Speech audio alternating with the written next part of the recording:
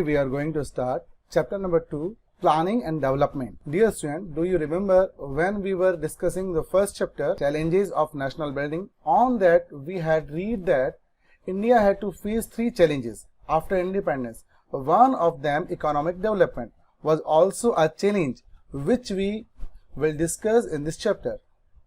So we are going to discuss this challenge. So the topic which we are going to discuss in this chapter, this year CBSE changed the syllabus. According to new syllabus, the topics are changing nature of India's economic development, planning commission and 5-year plans. And in the last, we will discuss National Development Council and Niti Aayog. So let's start this chapter. Politics of plant development. As the global demand of steel increased in Odisha, which has one largest reserve of untapped iron ore in the country, is being seen as the important investment destination. जैसे ही global level iron और steel की demand बढ़ती है, उस steel की demand बढ़ने के साथ साथ ही मालूम चलता है कि हमारे यहाँ ओडिशा के अंदर बहुत सारा आयरन रिजर्व है जिसको अभी तक इस्तेमाल नहीं किया गया है. The state government hope to catch this unprecedented demand for iron ore and has signed MOU with both international and domestic steel makers. और उड़ीसा के लिए वो इंटरनेशनल और जो डोमेस्टिक जो स्टील मेकर्स होते हैं उनके साथ एक मेमोरेंडम ऑफ अंडरस्टैंडिंग साइन किया जाता है, जिसके द्वारा उन कंपनी को ये मौका मिलता है कि वो यहाँ पर इस आयरन ओर को यहाँ से वो यूज कर सकते हैं और इसका जो रेवेन्यू होगा वो गवर्नमेंट को दिया जाएगा. The government believes that this would being in necessary capital investment for provide a lot of employment opportunity. सरकार को लगता था कि इससे एम्प्लॉयमेंट अपॉर्चुनिटी बढ़ जाएगी, लोगों को रोजगार मिलेगा. द आयरन और resources lie in the same of most underdeveloped and predominantly tribal district of the state. Orissa और झारखंड ये कुछ इलाके ऐसे हैं जो भारत के कुछ ट्राइबल लोग रहा करते हैं, और ये जो आयरन और मिला था वो इस ट्राइबल रीजन के अंदर मिला था. The tribal population fears that the setting up of industries would mean displacement from their home and livelihood. उन ट्राइबल लोगों को ऐसा लगता था कि अगर यहाँ पर इंडस्ट्रीज को सेटअप किया गया तो हम लोगों को ये जगह छोड़ के जाना पड़ेगा. जंगल से ये जो लोग इकट्ठा करके सामान लेके आते थे उसको बाजारों में बेचते थे, उन जंगलों पर उनका अधिकार नहीं रह जाएगा और सब कुछ समाप्त हो जाएगा, ना इनका घर रहेगा और ना ही इनकी लाइवलीहुड रहेगी. वहीं दूसरी ओर एनवायरमेंटलिस्ट जो थे उनका भी एक फियर था, डर था, that mining and industries would pollute the environment. The central government feels that if the industries is not allowed, it would set a bad example of discouraged investment in the country. वहीं दूसरी ओर एक तरफ तो जो environmentalist जो थे उनको ऐसा लगता था कि इससे जो एनवायरमेंट है वो पॉल्यूट हो जाएगा. सेंट्रल गवर्नमेंट को लगता था कि अगर हमने यहाँ पर इंडस्ट्रीज को सेटअप नहीं होने दिया और आज इस फॉरेन जो इन्वेस्टमेंट है उसको रोक दिया तो उससे ग्लोबल लेवल के ऊपर नेगेटिव मैसेज जाएगा और आगे कोई देश जो है यहाँ पर इन्वेस्टमेंट नहीं करेगा.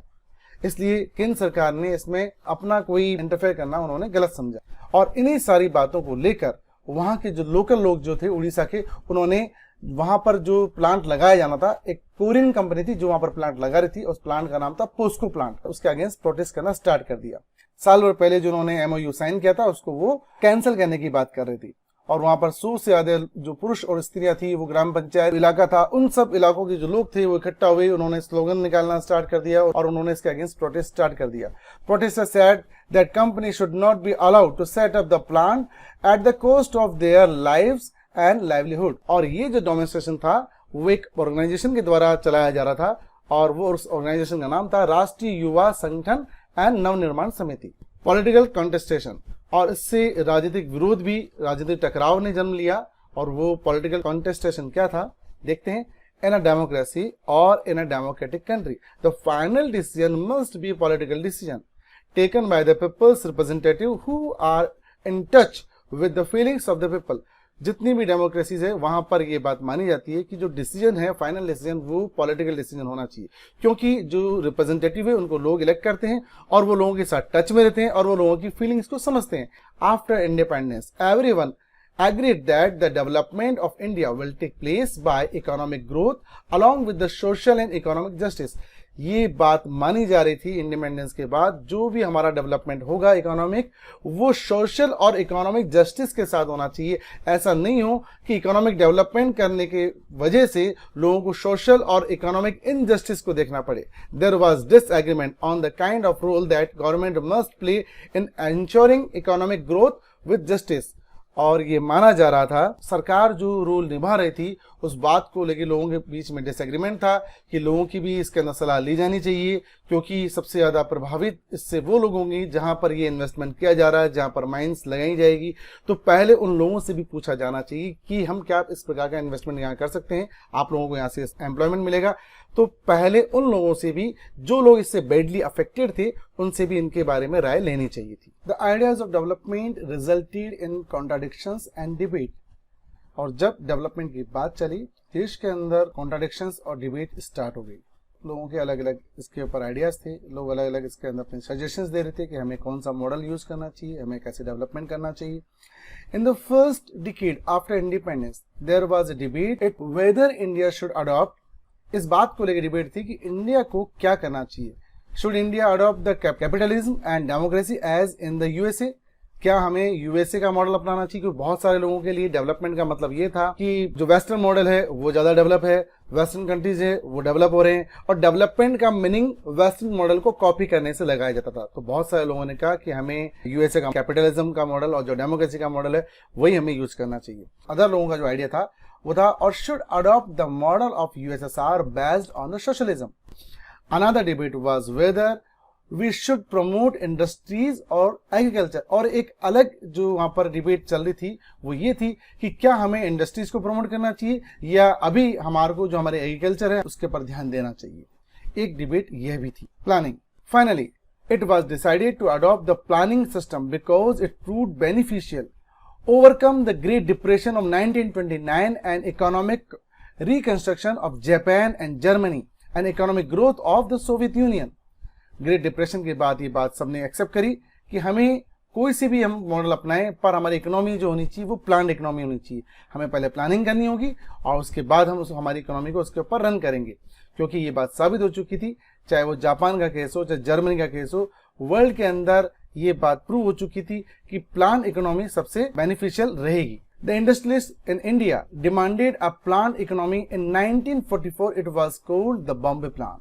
बॉम्बे के अंदर भारत के जो अलग अलग इंडस्ट्रियलिस्ट थे उनकी एक मीटिंग होती है 1944 के अंदर, और उनकी तरफ से भी डिमांड आती है कि भारत को प्लान इकोनॉमी अडॉप्ट करनी चाहिए, और इसी को ही बॉम्बे प्लान कहा गया। And Bombay plan the major initiative was to be taken the state in economic development. अब बॉम्बे प्लान में एक बात और कही गई कि इकोनॉमिक डेवलपमेंट के अंदर केवल ये इंडस्ट्रीज के ऊपर या जो किसान है उनके ऊपर नहीं छोड़ दिया जाना चाहिए, स्टेट को अपना एक पॉजिटिव रोल प्ले करना चाहिए। ये बात भी बॉम्बे प्लान में कही गई। इन 1950 the planning mission of India was set up under chairmanship of prime minister. और इसके बाद भारत सरकार ने एक कमीशन बनाया जिसको प्लानिंग कमीशन के नाम से जाना गया, और उसके हेड वो भारत के प्रधानमंत्री होते हैं।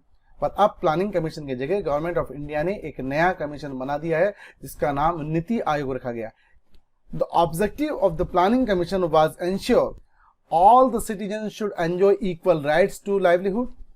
Second, the material resources of the country should be distributed in such a way that it resulted in common good.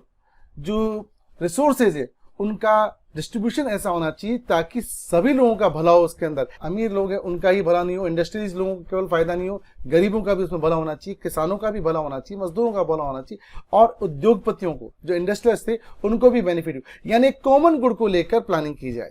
Third, the economic policy should not concentrate wealth in the few hands. और economic policies ऐसे नहीं हो कि भारत की जो wealth है, संपत्ति है, केवल कुछ ही हाथों के अंदर जाकर कॉन्सेंट्रेट हो जाए। द अर्ली इनिशिएटिव्स, इसको हम डिस्कस करेंगे नेक्स्ट वीडियो के अंदर। Thank you.